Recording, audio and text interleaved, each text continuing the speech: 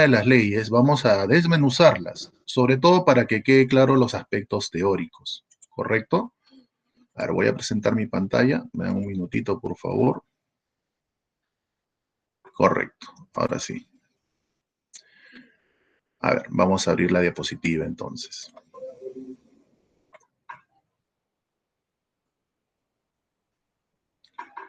Muy bien. A ver, vamos a empezar. Justamente, nosotros ya hemos estudiado todo lo que es relacionado a los movimientos, ¿sí? Pero por así decirlo, solamente hemos visto su aspecto superficial, ¿no? Por así decirlo, ¿no? Es decir, hemos visto qué características tiene un cuerpo cuando se mueve, llámese qué trayectoria sigue, si tiene velocidad y si esta cambia o no cambia, si tiene aceleración, etcétera, ¿no? Hemos definido justamente algunos conceptos básicos sobre lo que son aspectos relacionados al movimiento.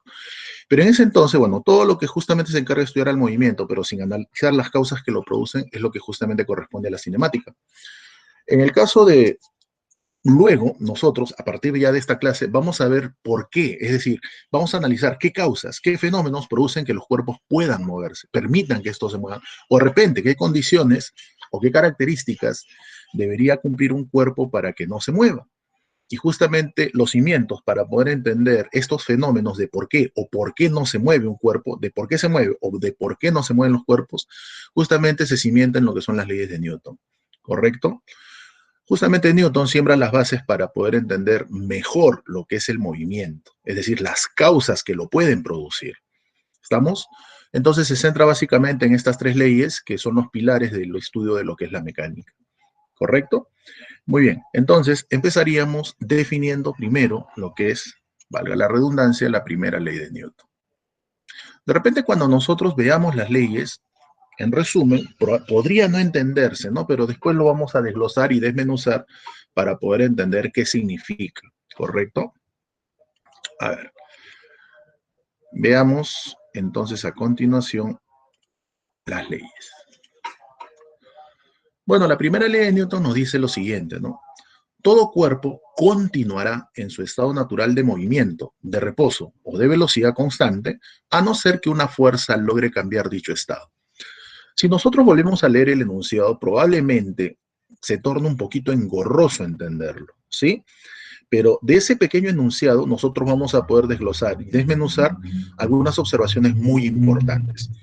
Primero, cuando Newton en su enunciado dice una fuerza, textualmente no se refiere a una, porque por allí se puede confundir, ¿no? Dice, todo cuerpo continuará en su estado natural de movimiento, de reposo o de velocidad constante, a no ser que una fuerza logre cambiar dicho estado. Entonces, cuando nosotros en primera impresión leemos, pensamos que solamente una fuerza podría cambiar el estado de movimiento de un cuerpo. Pero Newton textualmente no se refiere a una sola fuerza. ¿Ya? Eso es lo primero que tenemos que citar. Se refiere a un conjunto de fuerzas que va o puede ser reemplazado por lo que nosotros llamaremos una fuerza equivalente. A eso justamente lo vamos a ver más adelante y le vamos a llamar principio de superposición. ¿Ya? Porque ustedes saben que sobre un cuerpo pueden estar actuando varias fuerzas, ¿sí? Y estas varias fuerzas al actuar van a producir de repente un cambio en su estado de movimiento, que ahora vamos a definir a qué se llama estado de movimiento. ¿Correcto?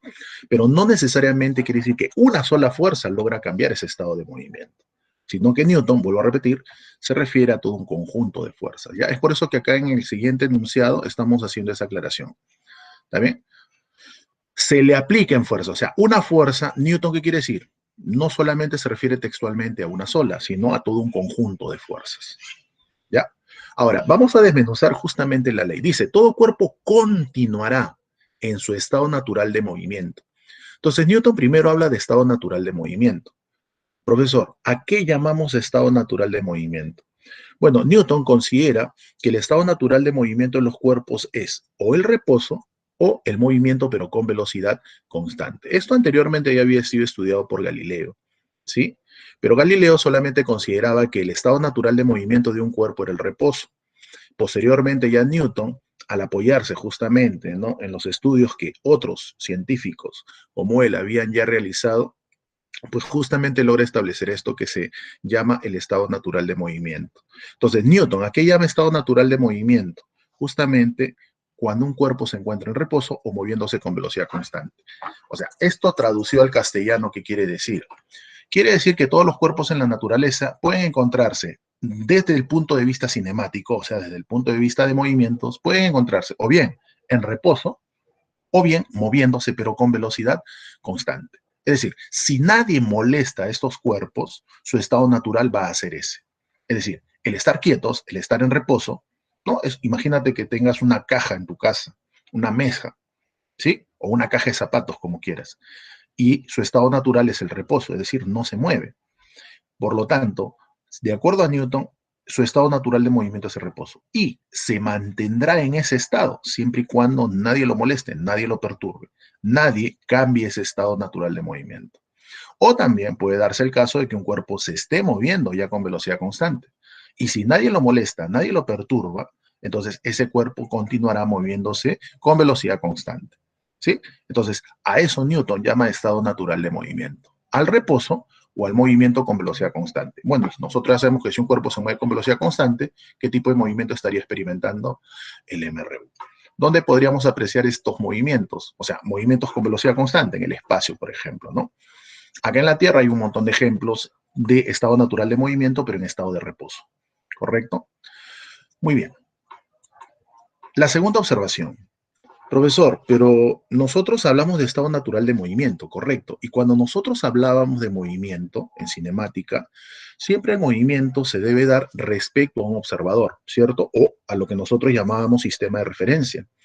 Profesor, pero cuando Newton habla de reposo o movimiento con velocidad constante, se sobreentiende que debe estar fijado, o mejor dicho, debe hablar de reposo o de movimiento con velocidad constante respecto a un observador, ¿cierto?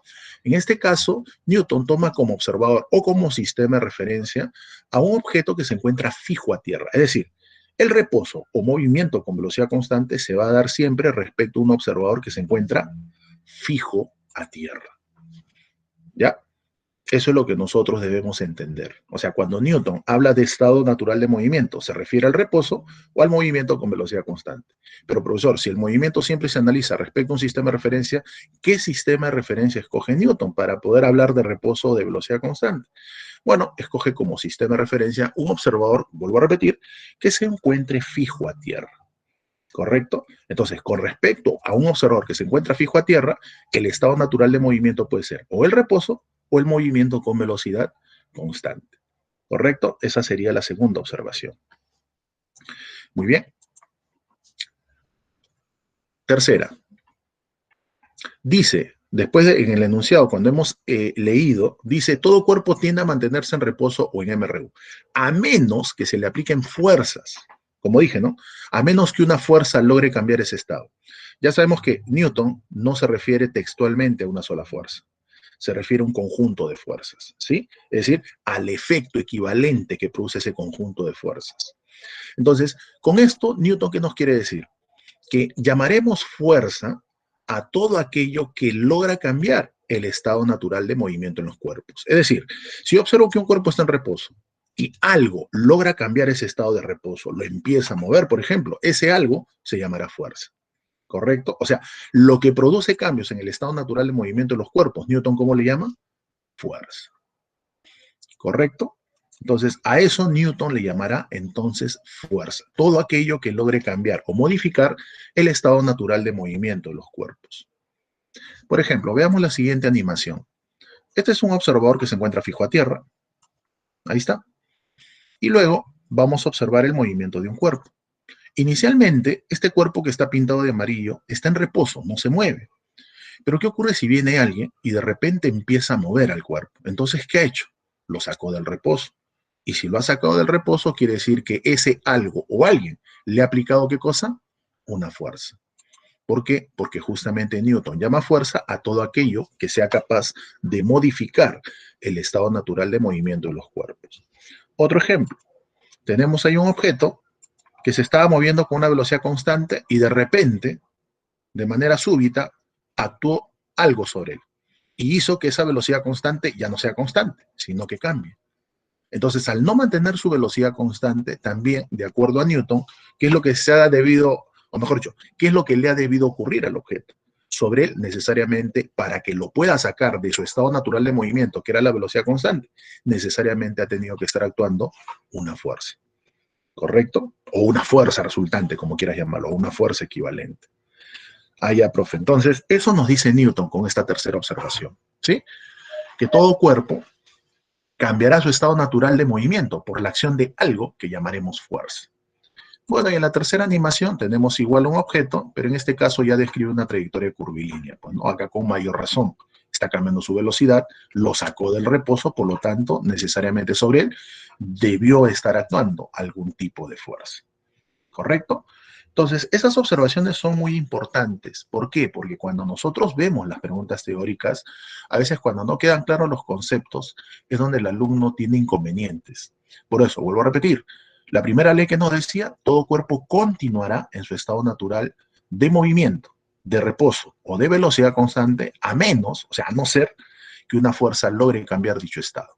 Entonces, si desmenuzamos esa ley, en tres observaciones muy importantes, diremos, estado natural de movimiento, ¿a qué llama Newton? Justamente cuando un cuerpo se encuentra en reposo o se encuentra moviéndose con velocidad constante, pero ¿respecto de quién? Respecto de tierra, porque ya sabemos que el movimiento siempre se analiza respecto a un sistema de referencia de un observador. En este caso, se toma como referencia un observador que se encuentra fijo a tierra. Y luego decía, a menos que una fuerza. Ya sabemos que eso de una fuerza no es literalmente una, es un conjunto de fuerzas, ¿no? Cuyo resultado equivalente le llamaremos fuerza resultante, más adelante. Ya, entonces Newton llama fuerza a todo aquello que sea capaz de cambiar el estado natural de movimiento en los cuerpos. ¿Correcto hasta ahí? Muy bien, profesor. Veamos la segunda ley de Newton, entonces. Antes de hablar de la segunda ley de Newton, vamos a hablar de lo que es partícula libre. Primeramente debemos entender que una partícula libre es una partícula hipotética, no existe, ¿sí? Pero teóricamente la partícula libre es aquella que se caracteriza porque sobre esta no actúa ningún tipo de fuerza, ¿correcto? Profesor, ¿habrá caso alguno en el cual sobre un cuerpo no actúe ningún tipo de fuerza? Por ahí alguien podría pensar, ¿no? Profesor, ¿qué ocurre si yo agarro un objeto y lo llevo de repente, bueno, ya, está en mi mesa? ¿Están actuando fuerzas? Por supuesto que sí, ¿no? Ya más adelante, bueno, ustedes que ya tienen tiempo en esto de la preparación, pues, sabemos que actúa el peso y la normal para el caso de un cuerpo que se encuentra de repente apoyado en tu mesa. ¿Está bien? Entonces sí actúan fuerzas, sino que en este caso su estado natural de movimiento es el reposo. Profesor, ¿pero qué ocurre si yo ese objeto lo llevo al espacio? Lo llevo al espacio y lo dejo ahí, va a flotar, claro. Profesor, entonces es una partícula libre porque no actúan fuerzas. Falso, sí van a estar actuando fuerzas. Profesor, pero si está flotando, no hay ninguna fuerza. No, sí hay fuerzas. En este caso, más adelante vamos a hablar de lo que es la ley de gravitación universal. Y la ley de gravitación universal, ¿qué nos indica? Nos indica de que por el simple hecho de que un cuerpo tenga masa, ¿no? Dos cuerpos, por el simple hecho de tener masa, se van a atraer con una fuerza que es directamente proporcional al producto de sus masas e inversamente proporcional al cuadrado de la distancia que separa sus centros de gravedad. Entonces, basta que dos cuerpos tengan masa para que simplemente sobre estos actúen o se ejerzan fuerzas. Entonces, si tú me dices, profesor, yo llevo un cuerpo al espacio, obviamente en todo el espacio hay masa, masa de planetas, masa de estrellas, entonces sí van a estar actuando fuerzas realmente, sino que ¿por qué no se produce el efecto, no se siente el efecto de movimiento? Porque podríamos decir que estas fuerzas se están equilibrando. ¿Correcto? Así como el caso de lo que te puse hace un momento, ¿no? Analiza un cuerpo que está encima de tu mesa, igual, está en reposo, pero eso no quiere decir que no estén actuando fuerzas, sí están actuando fuerzas, sino que éstas simplemente se equilibran, ¿no? Su efecto resultante es nulo, por eso que no cambia su estado natural de movimiento. Es igual como te puse hace un momento el ejemplo de un cuerpo que se lleva al espacio. Sí están actuando fuerzas, claro, de tipo gravitacional, se puede decir. Por eso decimos que una partícula libre no existe, es una partícula hipotética, ¿correcto? Pero se define como aquella partícula sobre la cual no actúa ninguna fuerza. Por eso decimos que es una partícula hipotética, ¿correcto? O sea, no existe esta partícula. Pero ¿para qué nos sirve? Justamente nos sirve de base para poder entender un poquito mejor las leyes de Newton, sobre todo la primera. Bueno, si sobre una partícula libre no actúan fuerzas, entonces yo podría decir que la partícula libre, desde el punto de vista de la primera ley de Newton, puede encontrarse o bien en reposo o moviéndose con velocidad constante. Porque no se olviden que Newton en su primera ley, ¿qué nos indica? Nos indica que aquello que puede cambiar el estado natural de movimiento es la fuerza, ¿cierto? Y si sobre una partícula libre la estamos definiendo que sobre esta no actúa ningún tipo de fuerza, entonces si no actúa ninguna fuerza, ¿eso qué quiere decir? que la partícula libre no va a cambiar su estado de movimiento. Por eso decimos que una partícula libre puede encontrarse desde el punto de vista de la primera ley, o bien en reposo, o bien moviéndose, pero con velocidad constante. ¿Ya? Entonces no se olviden de eso. Partícula libre no existe, ¿sí? Pero esa que se define como aquella partícula sobre la cual no actúan fuerzas. Y si no actúan fuerzas, desde el punto de vista de la primera ley, o bien se puede encontrar en reposo, o bien se puede encontrar moviéndose, pero con velocidad constante. ¿Correcto? Muy bien. Justamente acá está escrito lo que ya te había comentado, ¿correcto? Bueno, o moviéndose con velocidad constante quiere decir lo mismo que MRU, pues, ¿no? Veamos ahora la segunda ley de Newton. Newton ya nos dijo que todo cuerpo tratará de continuar siempre en su estado natural de movimiento, o sea, en reposo o moviéndose con velocidad constante. También nos decía que sobre él, o sea, a menos que una fuerza logre cambiar dicho estado. Profesor, ¿y si esa fuerza logra cambiar el estado natural de movimiento, es decir, lo saca del reposo o cambia su movimiento de velocidad constante? Entonces, ¿qué va a hacer esta fuerza? Esta fuerza lo que va a hacer sobre el cuerpo es producirle, valga la redundancia, cambios en su estado de movimiento. Y cuando hablamos de cambios en su estado de movimiento, nos estamos refiriendo a cómo cambia su velocidad. Y nosotros ya sabemos que si un cuerpo cambia su velocidad, es porque necesariamente, ¿qué es lo que va a tener? Aceleración. Entonces Newton nos dice eso. Si una fuerza logra cambiar el estado natural de movimiento de un cuerpo, entonces ¿esta qué le va a producir? Una aceleración. O sea, cambios en su velocidad, cambios en su estado de movimiento. O sea, una aceleración. Donde siempre esta aceleración va a ser proporcional a la fuerza que se le aplica. Y también va a encontrarse dicha aceleración en la misma orientación en la cual se produce la fuerza. ¿No? Bueno, este es el enunciado de la segunda ley. Yo ya más o menos te lo he traducido para que lo entiendas, ¿no? Si una fuerza logra cambiar el estado natural de movimiento, entonces esta fuerza que le produce, dijimos, una aceleración. Y esta aceleración es proporcional ¿a quién? A la fuerza que se le aplica al cuerpo. ¿Correcto? No se olviden de eso. Muy bien. Y bueno, esto quiere decir que siempre se va a encontrar en la misma orientación que la fuerza, dicha aceleración. Ya, ahí está el enunciado. Ya te dije más o menos la interpretación para que se pueda entender mejor. ¿Correcto? Si una fuerza logra cambiar el estado de movimiento de un cuerpo, entonces, ¿qué le produce, dijimos? Una aceleración. ¿Sí? O sea, cambios en su estado de movimiento, o sea, cambios en su velocidad, o sea, una aceleración. Donde esta aceleración siempre es proporcional a la fuerza que se le aplica. Y siempre apunta en la misma orientación que la fuerza. ¿Correcto? Muy bien. Veamos ahora justamente lo que ya les había comentado, pues, ¿no? Una animación, para que de repente se entienda. Tenemos ahí un objeto sobre el cual va a estar actuando una fuerza. Entonces, el objeto inicialmente se encontraba en reposo, pero mediante la aplicación de esta fuerza lo logra sacar del reposo. Entonces ya cambió su estado natural de movimiento. Y la segunda ley que nos dice que esta fuerza que logra cambiar ese estado natural de movimiento, ¿qué le va a producir al cuerpo? Cambios en su estado natural de movimiento, o sea, cambios en su velocidad. Y si le produce cambios en su velocidad, como habíamos dicho, ¿qué le va a producir entonces? Una aceleración. ¿Sí? Donde siempre esta aceleración, como ustedes se pueden dar cuenta, siempre va a tener la misma orientación que la fuerza que la está produciendo. ¿Correcto? Además, siempre esta aceleración es proporcional a la fuerza que se le aplica. ¿Ya? Acá justamente estoy colocando ese análisis. Ya sabemos que el cambio de velocidad es directamente proporcional a la fuerza, pero cuando hablamos de cambio de velocidad, ¿de quién estamos hablando? De la aceleración. Entonces diremos que la aceleración es directamente proporcional a la fuerza que se le aplica. ¿Correcto? Eso es lo que nos dice la segunda ley de Newton. Ahora, cuando nosotros analizamos la segunda ley de Newton, Newton por si acaso no nos habla de masa. Posteriormente, ya cuando se hace el análisis experimental con diferentes objetos, nos vamos a dar cuenta de que efectivamente hay una propiedad que caracteriza a los cuerpos, ¿no? Y esta propiedad que caracteriza a los cuerpos y que de una u otra forma mide el grado de oposición que ofrecen los cuerpos a cambiar su estado natural de movimiento, es lo que más adelante nosotros vamos a llamar masa, por si acaso. Eso con más detalle lo vamos a ver cuando lleguemos a la parte dinámica, ¿ya? Pero más o menos ya les voy haciendo la introducción. Acá sí, en la siguiente diapositiva estamos hablando un poquito de lo que es masa, pero vuelvo a repetir, cuando lleguemos a la parte de segunda ley, lo vamos a desglosar un poco más. Bueno, esto ya se les había indicado, y esto ya con los resultados experimentales se habla de lo que es justamente la masa. La masa, como les dije, es una propiedad inherente a los cuerpos. ¿Y qué mide? Trata de medir, bueno, mide, es una forma de medir el grado de oposición que ofrecen los cuerpos a cambiar su estado natural de movimiento. ¿Correcto? Y bueno, posteriormente ya del análisis experimental se deduce esta ecuación, ¿no? Que ustedes ya la conocen por dinámica, ¿no? La famosa ecuación de la segunda ley de Newton, ¿no? Con esto decimos que la aceleración es directamente proporcional a la fuerza, pero inversamente proporcional ¿a quién? A la masa, ¿ya? Bueno, en el esquema estoy colocando, mira, un objeto pequeño sobre el cual, a ver otra vez, para que de repente lo veas de nuevo, estoy colocando un objeto pequeño sobre el cual está actuando una fuerza.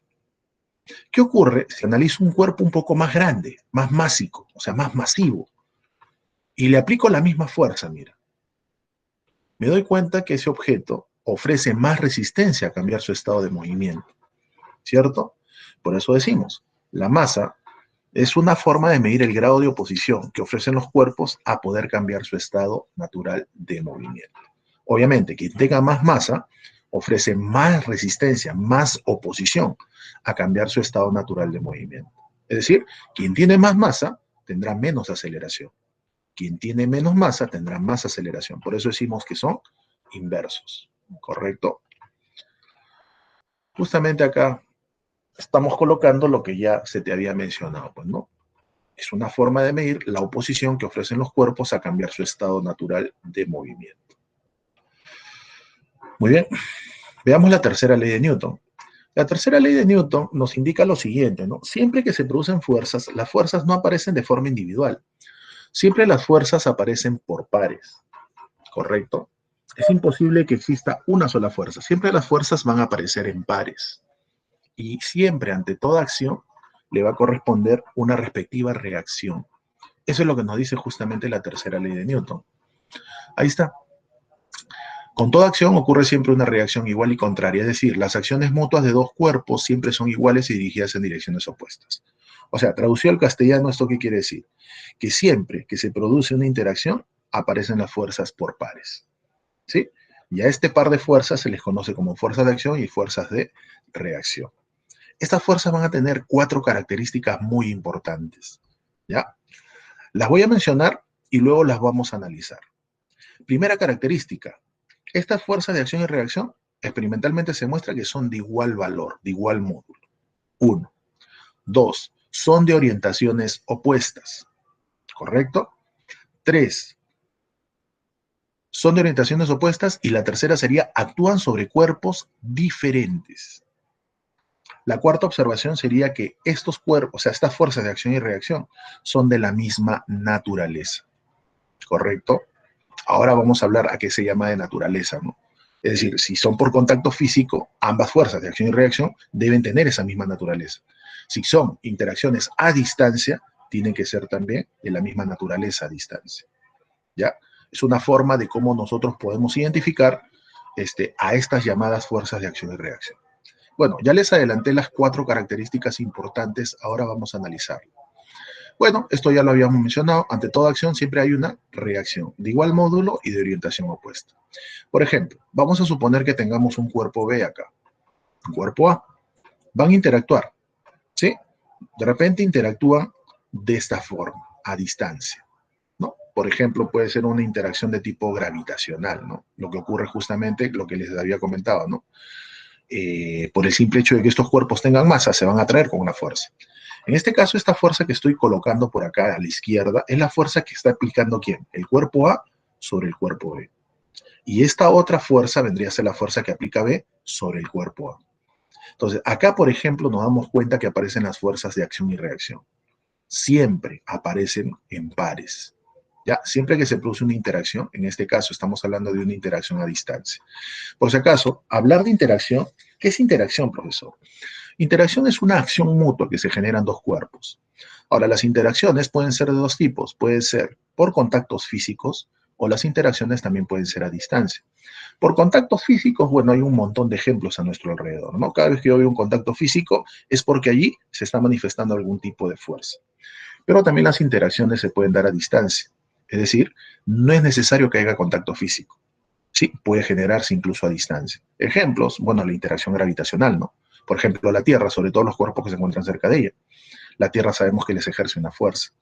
Otro ejemplo, el de los imanes, las cargas eléctricas, también son interacciones a distancia. Correcto, a eso llamamos interacción. Acción mutua, que se produce en dos cuerpos.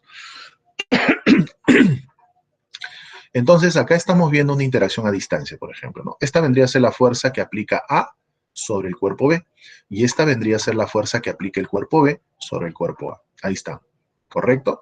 ¿Qué características tienen estas fuerzas que aparecen en una interacción? Como les dije, son de igual módulo. O sea, por ejemplo, si esta fuerza mide 50 newton, esta también, ¿cuánto mediría? 50 newton. 1. 2. Son de orientaciones opuestas. 3. Actúan sobre cuerpos diferentes. Mira, A actúa sobre B y B actúa sobre ¿quién? Sobre A. Y no se olviden que la última era que son de la misma naturaleza. En este caso, ambas, tanto de acción como reacción, son de naturaleza. Bueno, si estamos analizando un caso de interacción a distancia y la fuerza se genera por el simple hecho de que los cuerpos tengan masa, estamos hablando de una interacción gravitacional. Y como ustedes se pueden dar cuenta, ambas son de la misma naturaleza también. No se olviden, por favor, esas 4 características. Son de igual módulo, son de orientaciones opuestas, actúan sobre cuerpos diferentes y son de la misma naturaleza. La tercera, acuérdate bastante para las preguntas teóricas. Nunca se olviden que siempre las fuerzas de acción y reacción actúan sobre cuerpos diferentes. Entonces, al actuar sobre cuerpos diferentes, no pueden estar actuando sobre un mismo cuerpo. Entonces, cuando yo realizo un diagrama de cuerpo libre, ahí es el clásico problema donde el alumno se confunde, ¿no? Piensa que la normal y el peso son un par de fuerzas de acción y reacción. Y eso es incorrecto, porque nunca se olviden que las fuerzas de acción y reacción siempre van a actuar sobre cuerpos diferentes. ¿Correcto? No pueden actuar sobre un mismo cuerpo. Es una manera de poder darte cuenta ese tipo de preguntas teóricas. Muy bien. Acá está lo que les había comentado, ¿no? Son de orientaciones opuestas. Por eso que una de ellas es igual al opuesto del otro, ¿no? En este caso, si a esta fuerza le cambio de orientación, obviamente sería igual a esta, ¿no? Pero para cambiar la orientación, ya te pongo el signo negativo. Eso ya lo habíamos visto en vectores, creo. Muy bien.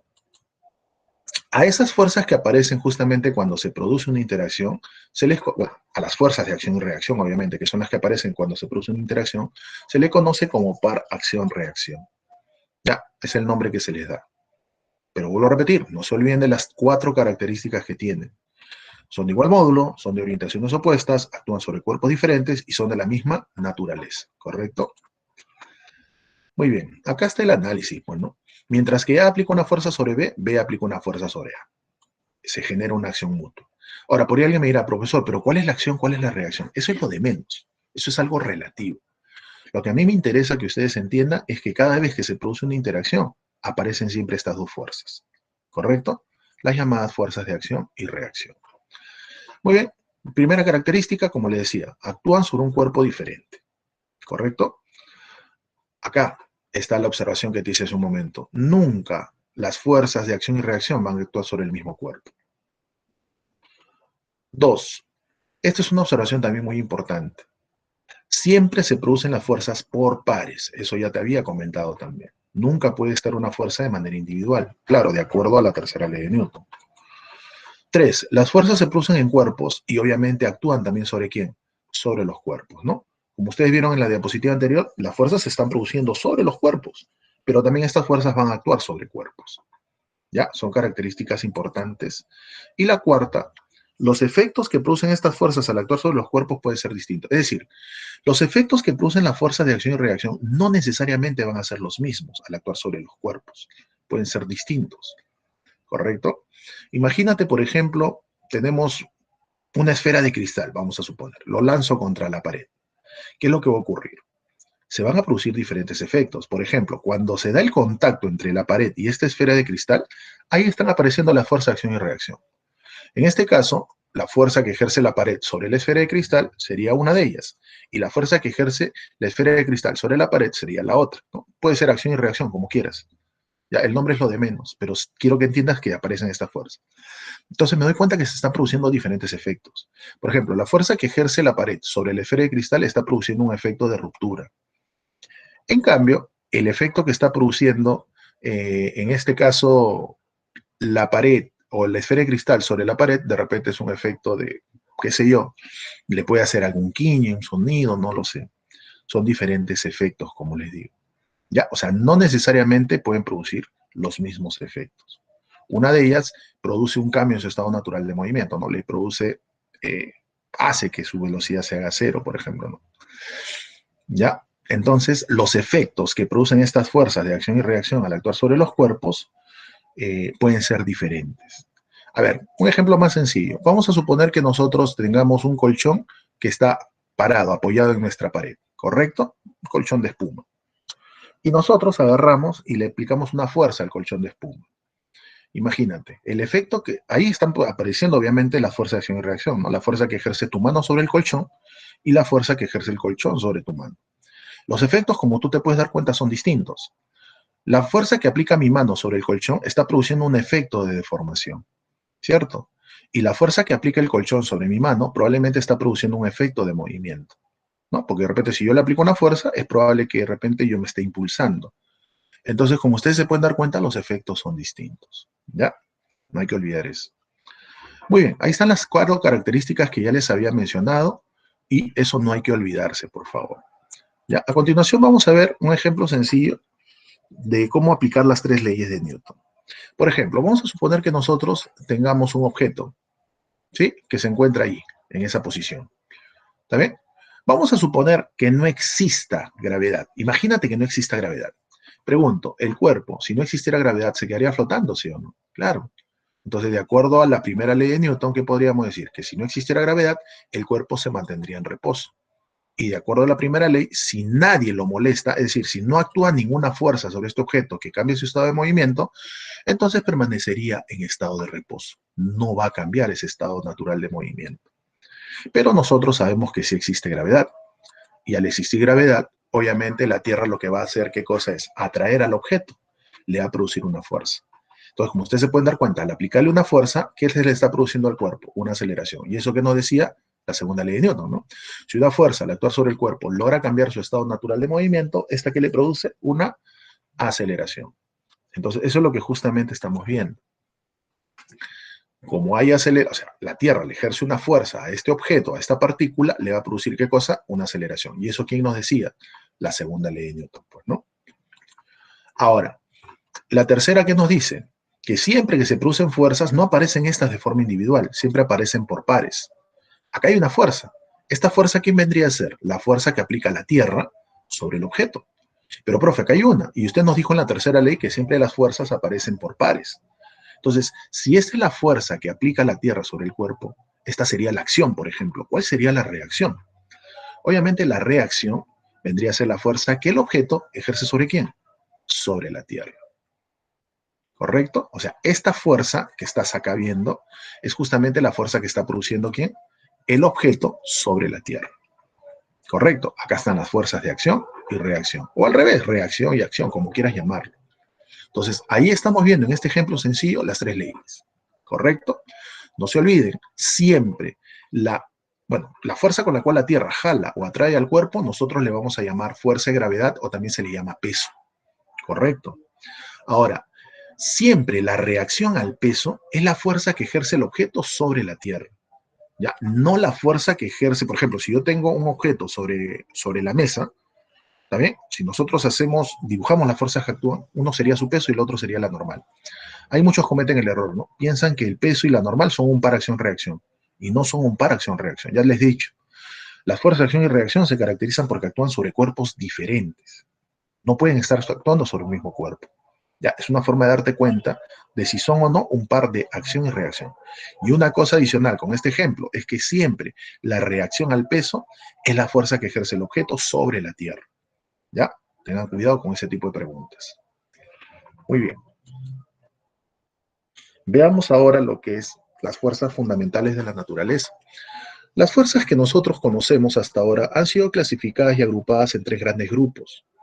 Estas fuerzas, justamente, o estos 3 grandes grupos son los que nosotros llamamos fuerza gravitacional, fuerza electrodébil y fuerza nuclear fuerte.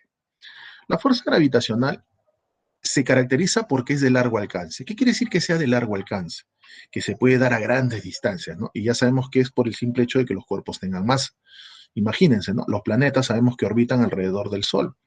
Y estas fuerzas que justamente permiten de que los planetas despliegan esa órbita es justamente la fuerza gravitacional que ejerce el Sol sobre cada uno de ellos. Por eso decimos que es de largo alcance. Se puede dar a grandes distancias. Correcto. Esto del orden es comparándolo con la más intensa de todas, que es la fuerza nuclear, la fuerza nuclear fuerte. Ya, ahorita vamos a hablar del orden. El segundo grupo de fuerzas fundamentales de la naturaleza es la fuerza electrodébil. Dentro de lo que es la electrodébil están agrupadas las fuerzas electromagnéticas, o sea, las que tienen origen electromagnética, ya sea eléctrico o magnético, y la fuerza nuclear débil. La fuerza nuclear débil es aquella fuerza que me permite a mí explicar cómo se desintegran los núcleos de átomos que son inestables. Ya sabemos que un núcleo es inestable cuando tiene mayor cantidad de protones. Entonces, cuando un átomo tiene una mayor cantidad de protones, creo que si mal no recuerdo, cuando su número atómico es más de 80, entonces se vuelve inestable. Y al volverse inestable, lo que va a hacer justamente es desintegrarse. Y al desintegrarse, emite diferentes tipos de radiación, ¿no? Rayos alfa, rayos beta, rayos gamma. ¿Sí? Entonces, la fuerza nuclear débil es aquella que justamente explica el por qué se desintegran los núcleos de los átomos, ¿no? Mediante esta fuerza. Y bueno, tiene un orden determinado, que ahora lo vamos a explicar, vuelvo a repetir lo que es el orden. ¿Ya? Por ejemplo, la fuerza eléctrica pertenece a este grupo, la fuerza magnética también, ¿ya? Y obviamente la que se genera cuando se desintegran los núcleos de los átomos también pertenece a este grupo. Y finalmente, vamos a hablar de la fuerza nuclear fuerte. La fuerza nuclear fuerte se caracteriza porque es de muy corto alcance. El electrodébil es de corto alcance, o sea, se da a distancias pequeñas, comparadas obviamente con la gravitacional, ¿no? Y la fuerza nuclear fuerte es de muy corto alcance, o sea, se da a menores distancias que la fuerza electrodébil. Esta fuerza es la que justamente me podría explicar a mí, o nos permite explicar, por qué el núcleo de un átomo no se desintegra. Nosotros ya sabemos, ¿no? Por teoría de electricidad, que si yo tengo cargas del mismo signo, estas se repelen. Pero nunca te has puesto a preguntar, yo sé que el núcleo del átomo está constituido por dos, bueno, dentro del núcleo de un átomo vamos a encontrar dos partículas, el protón y el neutrón. El protón tiene carga positiva. Entonces la pregunta sería, ¿no? Si el protón tiene carga positiva, y nosotros sabemos que cuando cargas son del mismo signo, se repelen, ¿por qué el núcleo del átomo no se destruye entonces? Si las distancias son bien pequeñitas dentro del núcleo. Por lo tanto, la fuerza eléctrica debería ser inmensa. Es porque justamente van a aparecer otras partículas fundamentales, ¿no? Que van a justamente constituir a estas partículas, llámese protones, llámese neutrones, ¿no? Los famosos quarks. Justamente entre quarks, entre estas partículas, van a haber fuerzas de atracción. Y esas fuerzas de atracción justamente son las llamadas fuerza nuclear fuerte, que es la que evita de que el núcleo de un átomo se desintegre. ¿Ya? Son las fuerzas más intensas. Ahora, cuando yo hablé de orden, justamente lo hacíamos comparándolo con la fuerza nuclear fuerte. La nuclear fuerte es la más intensa de todas, ¿correcto? Al ser la más intensa de todas, su orden es como si fuera uno, imagínate. La gravitacional es la más débil de todas ellas. Su orden es de 10 a la menos 38. Imagínate, pues, ¿no? Si la fuerza nuclear es como 1, la gravitacional es como 10 a la menos 38. O sea, es una comparación abismal, imagínate. Y bueno, la electrodébil, dependiendo de cuál sea su origen, tiene el orden. Cuando es electromagnética, su orden es de 10 a la menos 2. Y cuando es una nuclear débil, su orden es de 10 a la menos 5. ¿Ya? Lo pongo esto para que más o menos ustedes hagan una comparación y te des cuenta, pues, ¿no? De la intensidad de cada una de ellas. ¿Correcto? Muy bien, muchachos. Pasemos a la siguiente diapositiva. Acá vamos a hablar de lo que se conoce como el diagrama de cuerpo libre. Ustedes deben entender de que el diagrama de cuerpo libre es una representación gráfica de todas las fuerzas externas que actúan sobre el cuerpo. Como ya hemos visto, de acuerdo a la tercera ley de Newton, las fuerzas siempre aparecen en cuerpos y se producen en cuerpos. Entonces, cuando nosotros realizamos un diagrama de cuerpo libre, vamos a ver con cuántos cuerpos interactúa, en este caso, el objeto que quiero analizar. Y luego de saber con cuántos cuerpos interactúa, imaginariamente los voy a desaparecer y solamente voy a dibujar los efectos, o sea, me refiero a las fuerzas que aplican estos cuerpos sobre el cuerpo en estudio o sobre el cuerpo que quiero analizar. ¿Sí? Ahí está justamente lo que les había mencionado. Tenemos un cuerpo A, cuerpo B, un cuerpo C. Entonces, bueno, y un cuerpo D. El cuerpo A va a interactuar de manera simultánea con estos tres cuerpos. ¿Sí? Entonces, si nosotros consideramos que estas interacciones son a distancia, entonces nosotros diremos que el cuerpo D le va a ejercer una fuerza al cuerpo A. ¿Sí? Esta es la interacción que ejerce D sobre A. El cuerpo C también le va a ejercer una fuerza al cuerpo A. Esta sería la interacción que ejerce C sobre A. Y el cuerpo B también le va a ejercer una fuerza. Esta sería la interacción que ejerce el cuerpo B sobre el cuerpo A. Por lo tanto, lo que yo voy a hacer para realizar un diagrama de cuerpo libre, como ya sé que hay tres interacciones porque va a estar interactuando con tres cuerpos, simplemente lo que hago es anular estos cuerpos. ¿Sí? Los desaparezco y simplemente me van a quedar las fuerzas que estos cuerpos aplicaron al cuerpo A. O sea, solamente estoy dibujando las interacciones que estos producen. ¿Estamos? A eso entonces nosotros le llamamos diagrama de cuerpo libre. Representación gráfica de todas las fuerzas externas que actúan sobre el cuerpo. En este caso, debido a las interacciones que se produce del cuerpo A con otros cuerpos que están en su entorno. ¿Correcto? Y efectivamente producen una interacción sobre esto. Ese es un diagrama de cuerpo libre, muchachos. ¿Ya? Consiste simplemente en dibujar fuerzas de tipo externas que actúan o interactúan con el cuerpo A. Bueno, vamos a hablar del principio de superposición. El principio de superposición nos dice lo siguiente, ¿no? Sobre un cuerpo, de manera simultánea pueden estar actuando una, dos, tres o de repente más fuerzas. Y debemos entender de que cada una de esas fuerzas va a producir su propio efecto independientemente de las otras fuerzas que puedan encontrarse. Pero lamentablemente ese efecto no se va a percibir de manera individual. El efecto se produce o se percibe de manera global. Es decir, si yo, por ejemplo, tenemos un objeto sobre el cual actúan 5 fuerzas. Entonces, cada fuerza genera o actúa sobre el cuerpo y va a producir su propio efecto, pero el efecto individual no se va a percibir. Lo que se percibe es el efecto total. Por eso que normalmente en el principio de superposición lo que hacemos simplemente es lo siguiente, ¿no? Es el efecto, como acá justamente lo voy a colocar, ¿no? Es el efecto que se produce sobre el cuerpo, ¿no? O sea, si sobre un cuerpo actúan varias fuerzas, todas ellas en conjunto van a producir un efecto común. Y ese efecto común que producen estas fuerzas se puede visualizar. Estas fuerzas van a poder ser reemplazadas por una llamada fuerza equivalente. Y esa fuerza equivalente comúnmente nosotros la llamamos fuerza resultante. ¿Ya? Por eso decimos que el principio de superposición nos indica el efecto combinado que producen un conjunto de fuerzas al actuar sobre un cuerpo.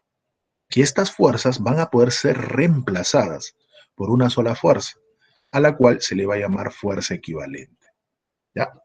Por ejemplo, vamos a suponer, tenemos este objeto, miren, y sobre él, de manera simultánea, están actuando estas tres fuerzas, la de azul, la de rojo y la de naranja. Entonces me doy cuenta que cada una de ellas actúa de manera independiente sobre el cuerpo, pero el efecto que se percibe es el efecto global o total. Por eso decimos que todas estas fuerzas se van a poder reemplazar por una sola fuerza. Y como ustedes se han podido dar cuenta, cuando actuaron estas fuerzas sobre el cuerpo, le produjo cambios en su estado de movimiento. Es decir, inicialmente, como ustedes se pueden dar cuenta, estaba en reposo, y al aplicarle esta fuerza, finalmente se movió hacia la derecha. O sea, se le ha producido cambios en su estado de movimiento. Por lo tanto, se le ha producido, ¿qué cosa? Una aceleración. Nosotros ya habíamos visto que la aceleración es producida por una fuerza, ¿cierto? En este caso, una fuerza equivalente a todas estas. Esa fuerza equivalente que va a reemplazar a todas estas y que va a causar el mismo efecto, se le conoce como fuerza resultante, ¿sí? En este caso, la fuerza resultante vendría a ser equivalente a la suma de fuerzas que hay en el diagrama de cuerpo libre, ¿correcto? Es lo que justamente habíamos visto en la diapositiva anterior, ¿no? Sino que acá lo estoy dibujando ya habiéndolo movido, ¿no? Esta fuerza rojo lo movió hacia acá nada más. Entonces, cuando estas fuerzas actúan de manera simultánea, como ustedes se pueden dar cuenta, no se puede ver el efecto individual de cada una de ellas, sino se ve el efecto global de todo el conjunto de fuerzas. A eso se le llama principio de superposición, ¿no? El efecto combinado de todo un conjunto de fuerzas se puede reemplazar por una sola fuerza equivalente, llamada fuerza resultante, ¿correcto? Y esa fuerza resultante es la que justamente le produce esa aceleración, para este ejemplo. Muy bien. ¿Cuándo decimos que una partícula se encuentra en equilibrio? Bueno, decimos que una partícula se encuentra en equilibrio cuando ésta se encuentra en su estado natural de movimiento. Profesor, pero nosotros ya habíamos visto desde el punto de vista de la primera ley de Newton que un cuerpo se encuentra en su estado natural de movimiento cuando o bien está en reposo o bien se está moviendo con velocidad constante. ¿Eso es correcto? Por supuesto que es correcto. Entonces, una partícula se encontrará en equilibrio si se encuentra en su estado natural de movimiento. Es decir, O bien se encuentra en reposo, o bien se mueve con velocidad constante. Ahora yo te pregunto, para que se encuentre en reposo o moviéndose con velocidad constante, es decir, para que se encuentre en ese estado natural de movimiento, prácticamente sobre el cuerpo pueden estar actuando fuerzas, pero ese efecto resultante tiene que ser nulo, ¿sí o no? Y para que ese efecto resultante sea nulo, entonces podríamos decir que la fuerza resultante, ¿cuánto tendría que ser? Cero. ¿Se acuerdan de vectores también, no? ¿Qué era el vector resultante? ¿Se acuerdan de vectores? Simplemente es otro vector que tiene la característica, la propiedad de reemplazar a un conjunto de vectores y causar el mismo efecto. ¿Se acuerdan o no? Bueno, acá es algo similar. Si un cuerpo se encuentra en equilibrio, quiere decir que va a estar o en reposo o moviéndose con velocidad constante, porque se va a encontrar en su estado natural de movimiento. Y para que se encuentre en ese estado natural de movimiento, el efecto combinado de esas fuerzas tiene que ser nulo. Es decir, la fuerza resultante tiene que ser cero. Todo lo que te he explicado justamente lo estoy colocando acá. ¿Correcto? ¿Cuándo una partícula se encuentra en equilibrio? Cuando se encuentra en su estado natural de movimiento. ¿Está bien? Entonces, desde el punto de vista cinemático, puede estar en reposo o moviéndose con velocidad constante. Y desde el punto de vista dinámico, para que ese efecto resultante de todas las fuerzas que actúan sobre el cuerpo sea nulo, se debe cumplir que la fuerza resultante tiene que ser cero. O sea, la suma de fuerzas que hay en su diagrama de cuerpo libre tiene que ser nulo o tiene que ser cero. En pocas palabras, los vectores fuerza pueden colocarse o distribuirse de manera consecutiva y estos a su vez deben formar una figura cerrada, ¿no? El mismo concepto que se les había dado en vector resultante, ¿no? ¿Se acuerdan que la resultante era cero cuando los vectores estaban en forma consecutiva formando una figura cerrada? Acá es igualito. Entonces, cuando nosotros en el problema nos digan que una partícula se encuentra en equilibrio, quiere decir que la fuerza resultante es cero. Entonces, ¿qué es lo que yo tengo que hacer? Tengo que realizar su diagrama de cuerpo libre. Y una vez que realizo su diagrama de cuerpo libre con estas fuerzas, lo que tendríamos que hacer es justamente tratar de formar una figura cerrada, ¿no? Mover a estas fuerzas, lograr que estén en forma consecutiva y formar una figura cerrada. ¿Ya? Mayormente los problemas de estática, ¿no? De equilibrio de una partícula, se resuelven de esa manera, ¿no? Y obviamente dependiendo de la forma geométrica o de la geometría del problema, se pueden formar triángulos, que pueden ser triángulos rectángulos, isósceles, equiláteros, notables, ¿no? La mayoría de problemas siempre se forman triángulos, casi siempre se forman triángulos. Ya, no olvidar esto. Esto es otra cosa muy importante también, ¿ya? Las fuerzas, bueno, si estamos hablando de una partícula, quiere decir que la partícula no va a experimentar rotación, ¿no? Porque la característica de una partícula es que solamente puede experimentar movimiento de traslación, más no de rotación ni de vibración. Entonces, para que esto ocurra, para que la partícula solamente se traslade, ¿no? O podría trasladarse, siempre las fuerzas deben ser concurrentes y sus líneas de acción deben intersectarse siempre en un punto. ¿Ya? No se olviden de esto, por favor. Muy bien. Acá tenemos, por ejemplo, ¿no? Ahí están las líneas de acción, ¿no? Acá hay una fuerza, su línea de acción es esta, acá hay otra fuerza, su línea de acción es esta, acá hay otra fuerza, su línea de acción es esta. Siempre sus líneas de acción concurren en un punto. A eso se refiere este enunciado, ¿ya? No se olviden de eso. Muy bien, vamos a ver algunas fuerzas que de repente debemos conocer dentro de lo que es el estudio eh, del equilibrio de una partícula. Bueno, tenemos acá un bloque que está suspendido mediante un cable al techo fijo, ¿no? Está suspendido, está sujetando, mejor dicho, un bloque. Entonces, la pregunta es, si yo quiero realizar su diagrama de cuerpo libre del bloque, debo saber con cuántos cuerpos está interactuando. Primero, interactúa con la cuerda. Ahí tendríamos una fuerza entonces. Y dos, está interactuando también con la Tierra, sino que obviamente no estoy dibujando la Tierra, pero se sobreentiende que también interactúa con la Tierra. Por lo tanto, como está interactuando con dos objetos, con la cuerda y con la Tierra, entonces, ¿qué puedo esperar de este objeto? Que en su diagrama de cuerpo libre hayan dos fuerzas, ¿correcto? Muy bien. Ahora, si ese cuerpo está en equilibrio, es decir, se mantiene en reposo o moviéndose con velocidad constante, entonces quiere decir que la fuerza resultante tiene que ser cero, ¿correcto? Entonces, lo que vamos a hacer es aislar al cuerpo imaginariamente y dibujar esas fuerzas. En este caso, el peso ya sabemos que siempre se dibuja. Esta es una característica que tiene el peso, ¿ya? Y eso creo que todos ya lo sabemos. Siempre el peso, que es la fuerza que la Tierra ejerce a todos los cuerpos que se encuentran cerca de ella, se dibuja siempre de forma vertical, apuntando hacia la superficie de la Tierra. Y la otra fuerza sería la llamada fuerza de tensión. La tensión se caracteriza porque siempre jala los cuerpos y se produce, en este caso, comúnmente, ¿no? En cuerdas, cables, sogas, ¿ya? Es lo que normalmente ocurre. La tensión se caracteriza porque jala los cuerpos. En este caso, si yo cortara la cuerda, el cuerpo se cae, ¿no? ¿Pero por qué no se cae? Porque efectivamente la cuerda lo está sujetando y al sujetarlo le está ejerciendo una fuerza de manera vertical hacia arriba. Bueno, esta es la fuerza que la cuerda aplica sobre el cuerpo y a esta, ¿cómo se le llama? Tensión. Bueno, este es el peso que ya lo habíamos visto anteriormente. Ya, entonces no olvidar que la fuerza de tensión es la fuerza que aparece cuando vemos que hay cuerdas, cables, sogas. ¿Cuál es su característica? Siempre trata de jalar a los cuerpos. El peso, fuerza que ejerce la Tierra sobre todos los cuerpos que se encuentran cerca de ella. ¿Cuál es la característica del peso? Que siempre se dibuja de manera vertical hacia abajo. Muy bien. Acá hay otro ejemplo. ¿Con cuántos cuerpos interactúa el bloque? Bueno, interactúa con la cuerda, ahí habría una fuerza, interactúa con la tierra, habría otra fuerza, interactúa con el piso, habría otra fuerza. O sea, en total van a haber 3 fuerzas, ¿correcto? O sea, yo para saber cuántas fuerzas debe tener mi diagrama de cuerpo libre, debo saber con cuántos cuerpos interactúa. Entonces, empiezo. Primero, voy a dibujar el peso, ahí está. Luego, voy a dibujar la tensión, acá está. Y finalmente voy a dibujar la otra fuerza que es la que ejerce el piso sobre el bloque. Ahora, esta fuerza que ejerce el piso sobre el bloque comúnmente se le conoce como fuerza de contacto o fuerza de reacción. Ahora, a veces dibujar la fuerza de reacción o fuerza de contacto es un poco difícil. Es por ello que normalmente para poder dibujar esa fuerza de contacto o fuerza de reacción, comúnmente lo que se hace o se recomienda es dibujar sus componentes. ¿Cuáles son las componentes de la fuerza de contacto o fuerza de reacción? Son 2. Tiene 2 componentes. Una es la llamada fuerza normal, que es la fuerza que ejerce el piso sobre el bloque y siempre se dibuja de manera perpendicular.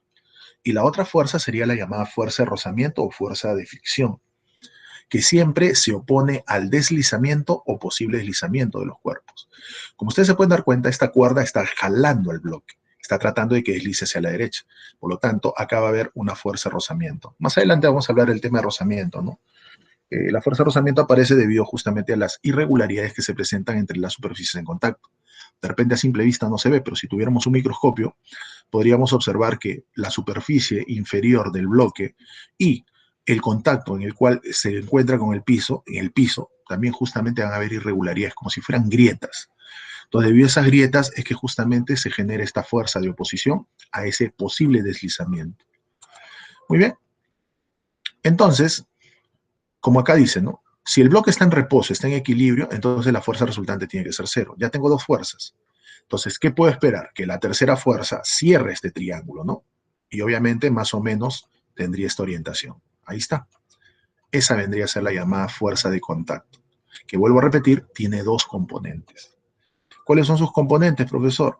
Justamente son, ahí está, la voy a dibujar. Esa fuerza de contacto tiene 2 componentes. La de rojo es la llamada fuerza de rozamiento y la de azul es la llamada fuerza de reacción normal. Por eso decía, muchas veces es un poquito difícil dibujar esta fuerza. Es por eso que se recomienda dibujar a sus componentes. Pero ojo, en un diagrama de cuerpo libre siempre se dibujan fuerzas totales, no componentes. ¿Ya? Por eso que en el caso anterior, por ahí algún alumno podría pensar que las fuerzas que actúan sobre este cuerpo son 4, y no son 4, son solamente 3. ¿Por qué? Porque hay 3 interacciones. Pues. Con la cuerda hay uno, con el piso hay otro y con la tierra hay otro. Son 3 nada más. Sino que esta fuerza de contacto lo que realmente tiene son 2 componentes, que es la que justamente estamos viendo en la diapositiva siguiente. Pues, ¿no? Ahí está, ya la hemos visto. Sino que por comodidad se recomienda primero dibujar las componentes y finalmente ya se puede dibujar la orientación correcta de la fuerza de contacto. Ya, tengan cuidado con eso. Muy bien, ahí está la normal, es una de las componentes, ahí está la fuerza de rozamiento, es otra de las componentes. Ya, no se olviden de eso.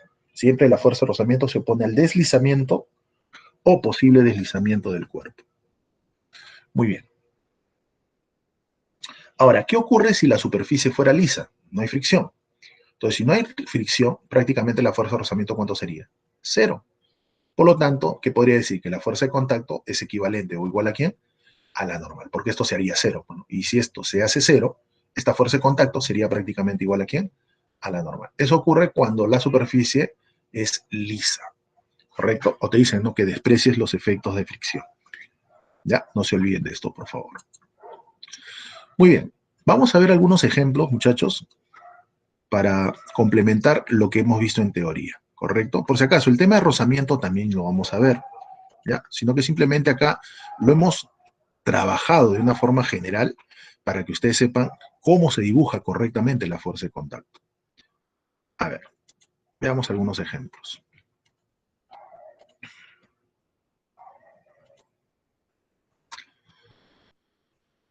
A ver, vamos a ver algunos problemas de aplicación. Bueno, esto es una pregunta teórica, ¿no?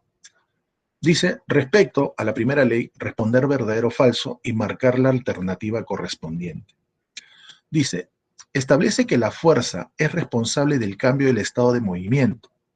Bueno, vamos a ver, ahorita vamos a analizar. Aunque ya lo podemos responder, ¿no? Claro que ahí está marcada la clave, pero de todas maneras hay que analizar esa premisa para dar la respuesta correcta. Dice, con respecto a la primera ley, ¿ya? Esto LN1 significa ley de Newton 1, primera ley de Newton, como quieras llamarlo. Me dice, establece que la fuerza es responsable del cambio del estado de movimiento. Claro, esto ya lo habíamos señalado, ¿se acuerdan? Habíamos visto de que quien es responsable de que cambie el estado natural de movimiento de los cuerpos es lo que Newton había llamado, ¿qué cosa? Fuerza. Por lo tanto, a esa premisa la podemos considerar verdadera. La segunda que nos dice, establece un único estado natural de movimiento, el reposo. La primera ley nos establece que el estado de movimiento o natural de movimiento no solamente es el reposo, pueden ser dos, o estar en reposo o estar moviéndose pero con velocidad constante, ¿correcto?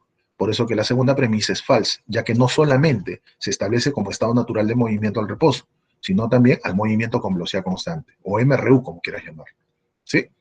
Por eso decimos que esta premisa es falsa. Veamos la tercera. Dice, define cualitativamente a la fuerza, por supuesto. Las fuerzas que están produciendo cambios en el estado natural de movimiento en los cuerpos. Por lo tanto, estamos definiendo la cualidad que posee esto que Newton llama fuerza. ¿Correcto? Es una definición cualitativa de lo que es fuerza. Por lo tanto, esa premisa sería verdadera. Muy bien, ya sabemos entonces cuál sería la respuesta. ¿Correcto? Muy bien. Veamos entonces el siguiente ejemplo. A ver, la 94. Acá todavía no hemos hablado de sistema de referencia inercial y no inercial, pero les voy a ir adelantando. Consideramos que un sistema de referencia es inercial cuando este sistema de referencia se encuentra en reposo o se encuentra moviéndose con velocidad constante, pero ¿con respecto a quién? Con respecto a tierra. ¿Ya? No se olviden que Newton, cuando plantea su primera ley, lo hace con respecto a un observador que se encuentra fijo a tierra. Por lo tanto, partiendo de esa premisa, es que podemos definir ya lo que es un sistema de referencia inercial y un sistema de referencia no inercial. Llamaremos sistema de referencia inercial a aquellos sistemas de referencia que se encuentran, vuelvo a repetir, o bien en reposo, o bien moviéndose con velocidad constante, pero ¿respecto de quién? Respecto a tierra. ¿Correcto? No se olviden de eso. Y bueno, un sistema de referencia no inercial es aquel que se encuentra acelerando, es decir, que tiene aceleración. Ahora, esta aceleración puede ser constante o puede ser variable. La cosa es que tenga aceleración. ¿Está bien? Entonces, a eso se le llama sistema de referencia no inercial, por ejemplo. A ver, por ejemplo, un sistema de referencia inercial sería un cuerpo que está en reposo o un cuerpo que se mueve con velocidad constante respecto a tierra. ¿Ya? Por ejemplo, si yo lanzo un cuerpo en caída libre, o mejor dicho, suelto un cuerpo en caída libre, ¿sería un sistema de referencia inercial o no inercial? Obviamente, como el cuerpo en caída libre tiene aceleración, entonces eso sería un sistema de referencia no inercial. Profesor, yo lanzo un cuerpo y describe un proyectil, ¿no? Y describe su trayectoria parabólica. Entonces, como ese proyectil tiene aceleración, también sería un sistema de referencia no inercial. ¿Estamos? Profesor, coloco de repente un observador en una ruleta rusa que está dando vueltas, ¿sí? Una rueda de Chicago, como le llaman ustedes, ¿no? Esos juegos. Entonces, ¿ese sería un sistema de referencia inercial o no inercial? Ese también sería un sistema de referencia no inercial. ¿Por qué? Porque tiene aceleración. ¿Ya? Entonces, no confundir. Sistema de referencia inercial, aquel sistema de referencia que se encuentra en reposo o moviéndose con velocidad constante. Y no inercial, aquel que posee aceleración. Sea constante o sea variable, pero que tenga aceleración. Es no inercial. Ahora, una observación es que cuando nosotros analizamos sistemas de referencias inerciales, siempre en los sistemas de referencia inercial se van a cumplir las leyes de Newton. Pero si nosotros analizamos un sistema de referencia no inercial, allí ya no se cumplen las leyes de Newton. Ya, eso lo vamos a ver con más detalle cuando lleguemos a la parte dinámica, pero ya les voy adelantando. ¿Está bien? Los sistemas de referencia inerciales se caracterizan porque allí las leyes de Newton sí se cumplen. En cambio, en un sistema de referencia no inercial, no se cumplen las leyes de Newton. ¿Ya? Por eso que hay muchos problemas donde nosotros vamos a resolverlos, bueno, dependiendo obviamente del tipo de problema, donde se habla de una fuerza ficticia que no existe, la llamada fuerza de Allenberg, ¿no? Que eso lo vamos a ver, vuelvo a repetir, en dinámica. ¿Ya? No me quiero adelantar, mejor lo dejo ahí nomás. Bueno, ya con lo que te he comentado, entonces ya puedo responder la pregunta 94. ¿La Tierra es considerada un sistema de referencia inercial? Claro. Si nosotros, no se olviden que Newton tomó como referencia un observador que se encuentra fijo a Tierra. Y la Tierra, para analizar movimientos desde Tierra, y obviamente que se producen en Tierra, se puede considerar a la Tierra como un buen sistema de referencia inercial. ¿Correcto? Entonces la primera sería verdadera. Ahí estamos colocando la solución. 2. En un sistema de referencia inercial, una partícula libre se encuentra necesariamente en reposo. Bueno, no necesariamente en reposo. Ya sabemos que una partícula libre es aquella sobre la cual no actúan fuerzas. Por lo tanto, si no actúan fuerzas, puede estar o en reposo o moviéndose con velocidad constante. No necesariamente en reposo. Por eso es falso. ¿Ya? Y la 3. Se define partícula libre como aquel cuerpo que se encuentra exento de fuerzas. Exento quiere decir libre de fuerzas. Esto es correcto, ¿no? Porque esta es la definición de partícula libre. Partícula hipotética sobre la cual no actúan fuerzas. Por lo tanto, esta premisa sería correcta. Muy bien, ya sabemos cuál sería la respuesta entonces. Bueno, no sé si le van a tomar alguna foto, aunque son preguntas teóricas, ¿no? Que con lo que ya se explicó, creo que no hay inconvenientes en esa pregunta. Veamos la siguiente.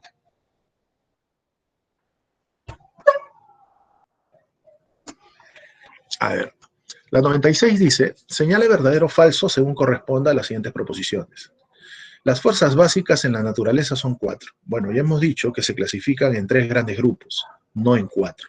Antiguamente se clasificaban en 4 grandes grupos, sino que posteriormente se vio que las fuerzas, o sea, antes eran fuerza gravitacional, fuerza electromagnética, fuerza nuclear débil, fuerza nuclear fuerte. Pero posteriormente, con el avance de la ciencia, se pudo comprobar y demostrar que efectivamente las fuerzas electromagnéticas, o sea, eléctricas y magnéticas, y la fuerza nuclear débil, prácticamente son de la misma naturaleza. Es por ello que a estas ya se les agrupa en una sola, ¿correcto? En un solo grupo. Por eso que ya no son 4, son solamente 3. Como ya habíamos mencionado, la fuerza gravitacional, la fuerza electrodébil y la fuerza nuclear fuerte. Esos son los 3 grandes grupos, ¿ya? Por eso la primera premisa es falsa. La 2. Las fuerzas de interacción electrodébil tienen menor alcance que las fuerzas de interacción gravitacional. Claro, las gravitacionales, si bien es cierto, son las más débiles, pero son las de que tienen largo alcance. Como dije, ¿no? El Sol ejerce fuerza sobre los planetas. ¿Por qué? Por el simple hecho de que tienen masa. Y esta fuerza, como ustedes se pueden dar cuenta, es de largo alcance. ¿No? Se puede dar a grandes distancias. En cambio, las electrodébiles son de más corto alcance, obviamente, ¿no? Las eléctricas, las magnéticas o las nucleares débiles son de más corto alcance. En cambio, las gravitacionales son de más largo alcance. Por eso acá dice, ¿no? Las fuerzas de interacción electrodébil tienen menor alcance que las fuerzas de interacción gravitacional. Eso es correcto. ¿Estamos? Y la tercera dice, la fuerza nuclear fuerte es responsable del cambio de estado de movimiento del electrón en el átomo. Bueno, esto ya habíamos dicho que es falso, ¿no? ¿Por qué? Porque la fuerza nuclear fuerte, como les había explicado, es aquella que nos intenta, o sea, mejor dicho, explica por qué el núcleo de un átomo no se destruye, por qué los protones no se repelen dentro del núcleo, ¿no? Es justamente aquella fuerza que mantiene unida al núcleo de un átomo, ¿no? Y se da mediante partículas pequeñas, los llamados quarks, ¿no? Tanto el protón como el neutrón están compuestos por diferentes tipos de quarks, pero eso no es el tema de estudio, ¿ya? Simplemente la fuerza nuclear fuerte es la que se produce en el núcleo de un átomo y mantiene al núcleo de manera unida a las partículas fundamentales dentro del mismo. Por lo tanto, esta sería falsa. Bueno, acá está lo que ya les había comentado. Las fuerzas básicas de la naturaleza son clasificadas en 3 grupos. Gravitacional, que son de largo alcance, electrodébil, de corto alcance, y la fuerza nuclear fuerte de muy corto alcance. Bueno, la 2, las fuerzas de interacción electrodébil son de menor alcance que la de interacción gravitacional, también ya fue explicado. Y la 3, la fuerza nuclear fuerte es aquella que logra mantener unidos a los protones dentro del núcleo atómico, por lo tanto es falsa. Muy bien, ya sabemos cuál es la respuesta. Si le van a tomar foto, me indican por favor.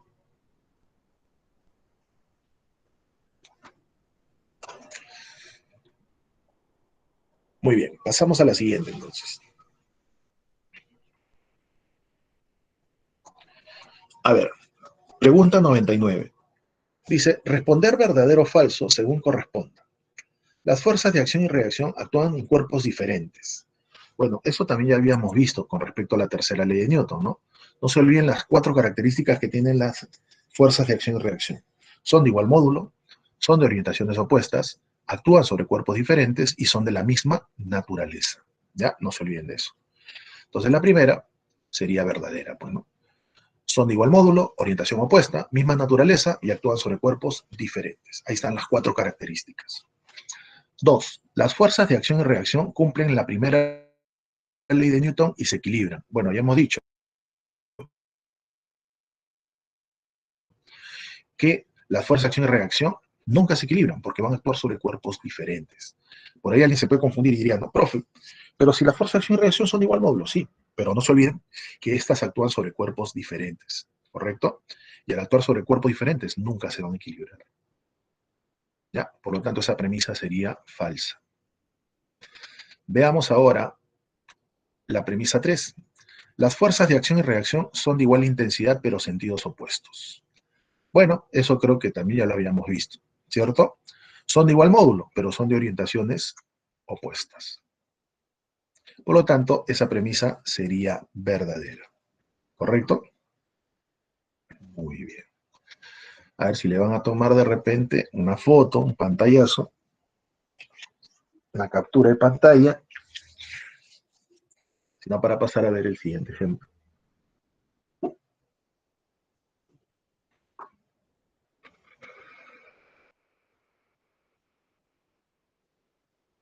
Muy bien. Pasamos a la siguiente, ¿sí?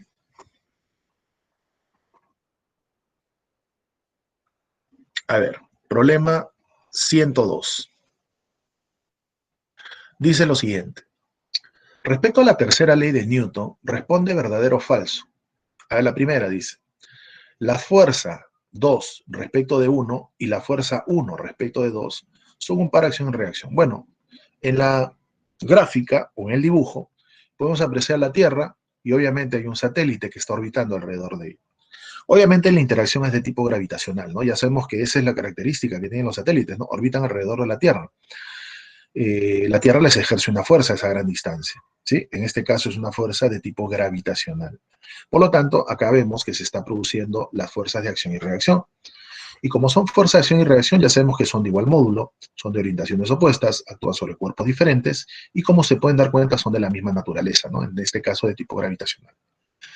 Dice, las fuerzas 2 y 1 y 2 son un par de acción-reacción. Eso es correcto. Son un par de fuerzas de acción y reacción, ¿correcto? La siguiente.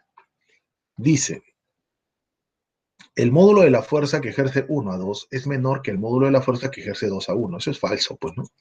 Ya hemos visto que la fuerza, acción y reacción son de igual módulo, ¿correcto? Y la 3 dice, la fuerza que ejerce 2 respecto de 1 y la fuerza que 1 ejerce a 2 se equilibran cumpliendo la primera ley de Newton. Bueno, eso es falso también, ¿no? Ya dijimos que nunca las fuerzas, acción y reacción se equilibran, ya que actúan sobre cuerpos diferentes. Muy bien, esa sería la solución para este ejemplo. Muy bien. A ver si ya le tomaron una captura, sino para pasar a ver otro ejemplo.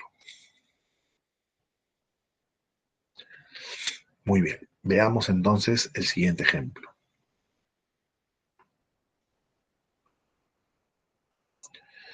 Bueno, este es un problema sobre diagrama de cuerpo libre. Dice, indica el DSL de la partícula respecto a Tierra. A ver, pregunto. Ojo, que bueno, vamos a suponer que sea una caja y dentro de la caja hemos colocado una cuerda que se ha conectado al techo y esa cuerda en su otro extremo se ha colocado un bloque. Y estamos suponiendo que la caja está acelerando hacia arriba. ¿Estamos? Me piden el diagrama de cuerpo libre del bloque, o sea, de este bloque. ¿Qué podríamos hacer? Bueno, lo que simplemente tendríamos que ver es con cuántos cuerpos se está interactuando. No se olviden de eso. Para saber cuántas fuerzas hay en tu diagrama de cuerpo libre, lo único que tienes que hacer es verificar con cuántos cuerpos interactúa el bloque. Y de allí simplemente sabes cuántas fuerzas va a tener tu diagrama de cuerpo libre y posteriormente procesa a dibujarlo de manera correcta.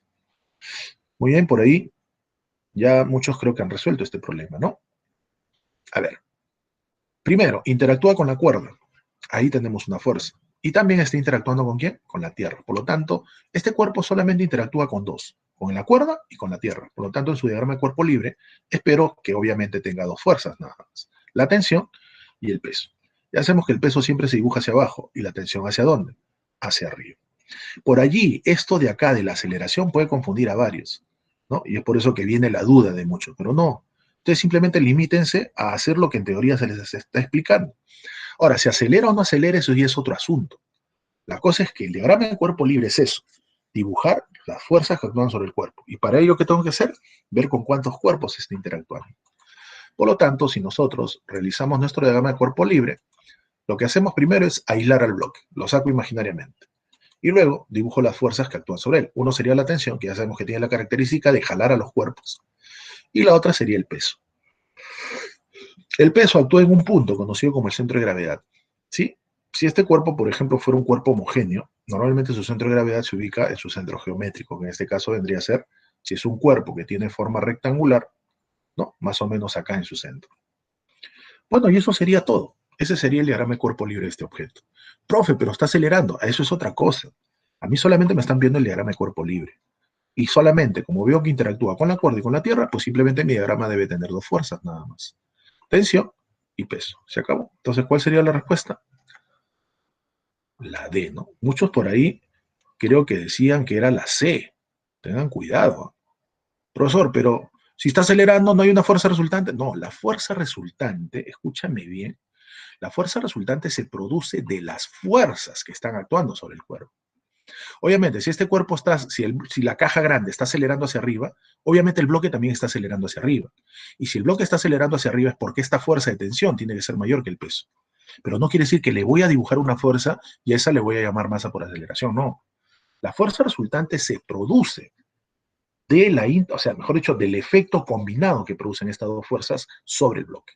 No es que yo voy a dibujar otra fuerza. Correcto, tengan cuidado. Entonces ya sabemos cuál sería la respuesta, ¿no? La D de D. Tomaron foto, creo, ¿no? ¿Sí? Entonces la respuesta sería la D. Ya, tengan cuidado. Veamos otro ejemplo. ¿Sí? Ya puedo cambiar, creo, ¿no? A ver, veamos.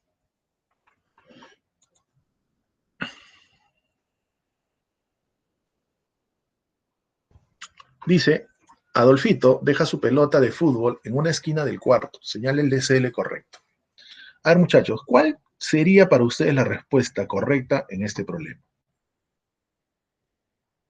Por ahí dicen la E, la C. ¿Cuál sería lo correcto? La A, dicen por ahí. A, D, la A. Por eso siguen acá todavía, pues no parece que a ustedes les gusta hacer preguntas, muchachos. Tengan cuidado con esas preguntas. El problema es sencillo. Simplemente es teoría. A ver, vamos a realizar el DCL de este cuerpo. Primeramente, ¿con cuántos cuerpos se está interactuando? Aparentemente. Por ahí alguien me dirá, profe, el piso de cajón, pues, ¿no? 1. 2, la tierra. 3, podría ser esta pared, pero vamos a verificar si interactúa con la pared o no. No se olviden que el cuerpo está quieto, está en reposo. Por lo tanto, si está en reposo, la fuerza resultante tiene que ser 0. ¿Correcto? Muy bien. Entonces lo que vamos a hacer es aislar al cuerpo, lo saco imaginariamente y luego dibujo las fuerzas. 1 sería el peso, porque está interactuando con la Tierra. 2 sería la fuerza que ejerce el piso sobre el bloque, o sea, la llamada normal. Por él me dirá, profe, la pared también ejerce una fuerza. Pero yo te pregunto una cosa, si acá habría una fuerza, ¿no es cierto que la esfera estaría moviéndose, sí o no? Claro, porque si acá habría una fuerza, mira por favor el puntero, si acá habría una fuerza, Entonces, esta fuerza haría que el cuerpo se mueva hacia la izquierda, porque no habría una fuerza que contrarreste esa acción. Por lo tanto, acá no debe haber fuerza, porque si acá hubiera fuerza, la pelotita estaría moviéndose a la izquierda, y eso no ocurre. Ahí aparentemente parece que hubiera contacto, pero realmente no hay contacto ahí. Están tan pegaditos que prácticamente confunden, ¿no? Entonces, nosotros, de acuerdo al análisis de condiciones de equilibrio también de la partícula, podríamos decir que las únicas fuerzas son estas dos. Porque vuelvo a repetir, si tú dibujas la fuerza de contacto con la pared, es decir, una normal hacia la izquierda, la esfera no estaría en reposo, se estaría moviendo hacia la izquierda. Y sabemos que eso no ocurre. ¿Por qué? Porque de acuerdo a lo que me dice el problema, es en la esquina del cuarto, o sea, se supone que va a estar en reposo. ¿Ya? Así que tengan mucho cuidado. Entonces acá la respuesta sería la C de casa. ¿Ya? Bueno, yo le he puesto M, G al peso, acá le han puesto P al peso. Bueno, al final es lo mismo. Son nomenclaturas nada más. ¿Ya, chicos? Muy bien. Si le van a tomar foto, por favor. Si no, pasamos a ver el siguiente ejemplo.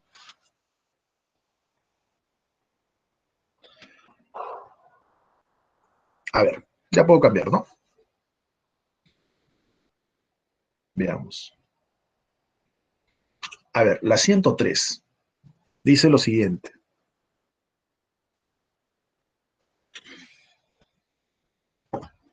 A ver, ¿cuál saldría la respuesta para esa pregunta? ¿Qué dicen ustedes?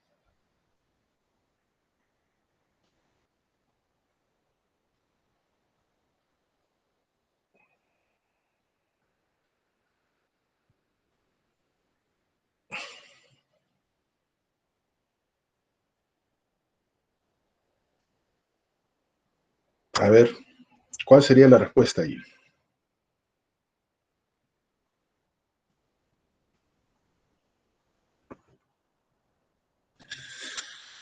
Bueno, por ahí me dicen la B, la C. Claro, ya está marcada, dicen por ahí algunos, ¿no? Y si digo que esta no es la clave, no, vamos a resolverlo, obviamente, ¿no? Muy bien. A ver, dice, Fernandito aplica una fuerza F a un ladrillo como se muestra en la figura. Por si acaso, esta es la fuerza que está aplicando Fernando y la cual ya la están dibujando acá arriba, ¿ya? O sea, Fernando lo que está haciendo es aplicar una fuerza y esa fuerza la están representando mediante la fuerza F. ¿Correcto? Eso es lo que quiere decir el gráfico. Me piden que, bueno, manteniéndola en equilibrio, dice. Ojo, está en equilibrio, o sea, está en reposo. Contra la pared vertical. Señale el DCL correcto.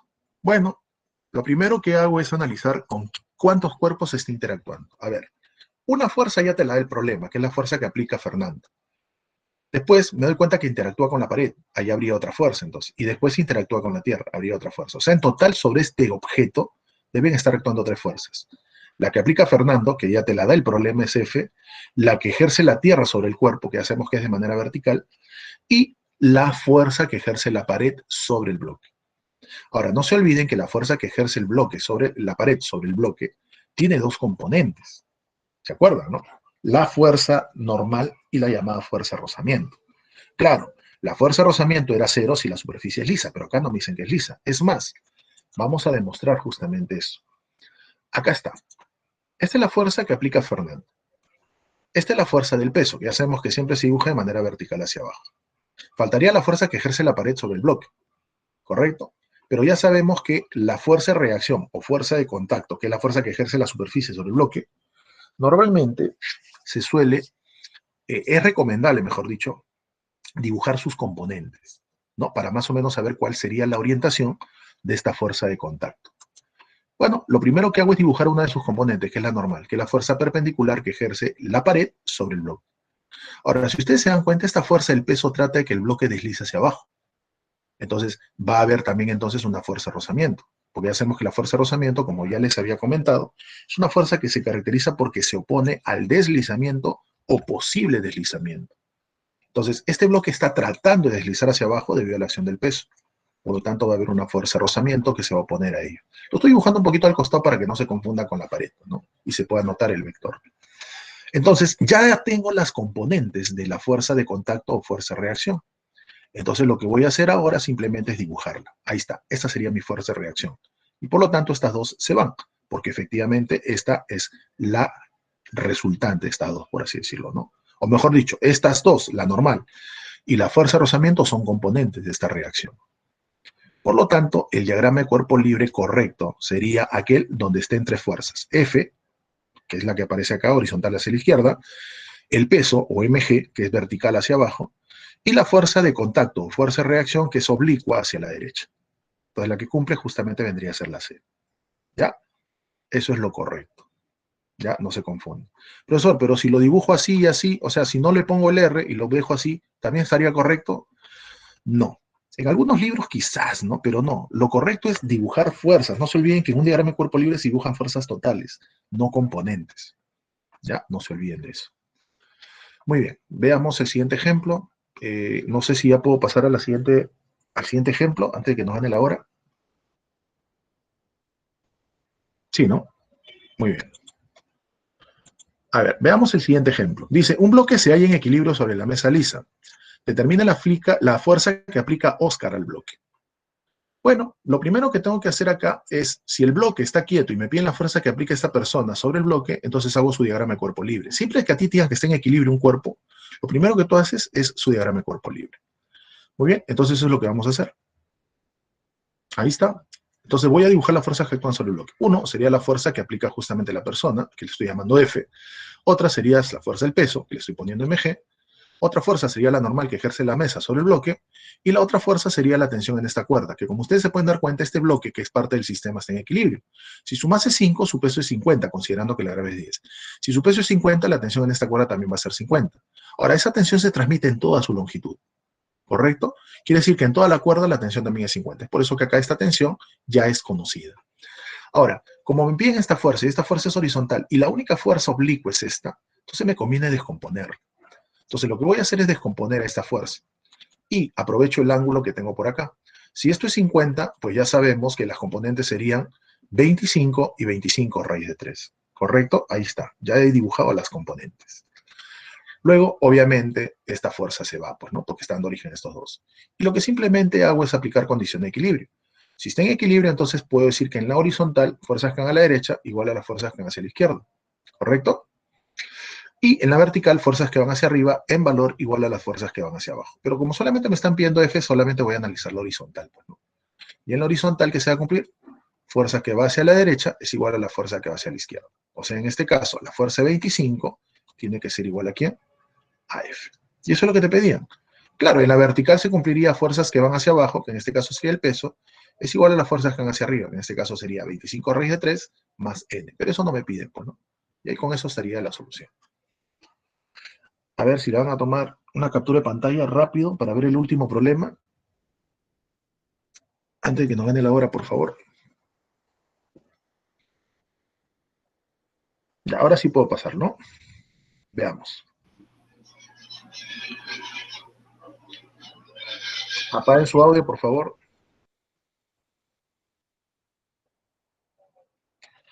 A ver, veamos este ejemplo. En la figura se muestran los bloques que tienen igual peso. Si el sistema se encuentra en equilibrio, determine la medida del ángulo φ. Considere las poleas y cables ideales. Lo mismo. Como estos bloques tienen igual peso, digo, si el peso de este bloque es P, la tensión también sería P. Si el peso de este bloque es P, la tensión en esta cuerda también sería P. Lo que voy a hacer ahora es analizar las fuerzas que actúan sobre este nudo. ¿Correcto? Muy bien.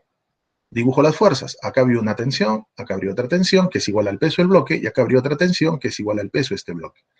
¿Qué hago ahora? Como el sistema está en equilibrio, quiere decir que la fuerza resultante tiene que ser cero. Entonces, de estas dos fuerzas, me tiene que salir una fuerza resultante que en módulo sería equivalente a P. Ahí está. Ahora, acá aplicamos un poquito de propiedades de vectores. Bueno, no sé si se acuerdan de propiedades de vectores. ¿Se acuerdan que cuando dos vectores eran de igual módulo y el ángulo que formaban era 120, la resultante era igual a uno de ellos? Ahora, necesariamente esta resultante tiene que ser P. ¿Por qué? Porque esta resultante va a reemplazar a estos dos. Y tiene que ser P, ¿para qué? Para que él, al ser P, P y P se anulen, pues, ¿no? Entonces, de ahí, de esto que estamos analizando, estaríamos deduciendo que la tensión tendría que ser también P.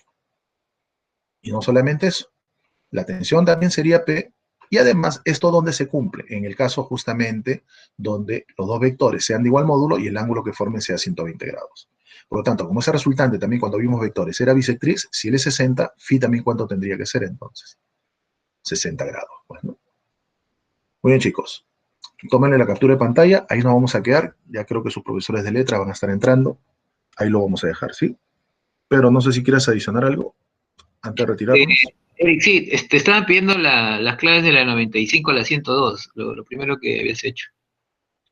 Ya será el jueves, mira, ¿qué hora ya? Son 11:55. Y lo que estabas avanzando, lo ¿Cuál que era? sí, ¿Cuál me dijiste? ¿Qué número? 95 a 102. No, no, 92, desde la 92 me dicen acá. Ahí está, a ver. Rápido, chicos. La 92 la A, 93 la A, 94 la C, 95 la A, 96 la D, 97 la B, 98 la B, 99 la C.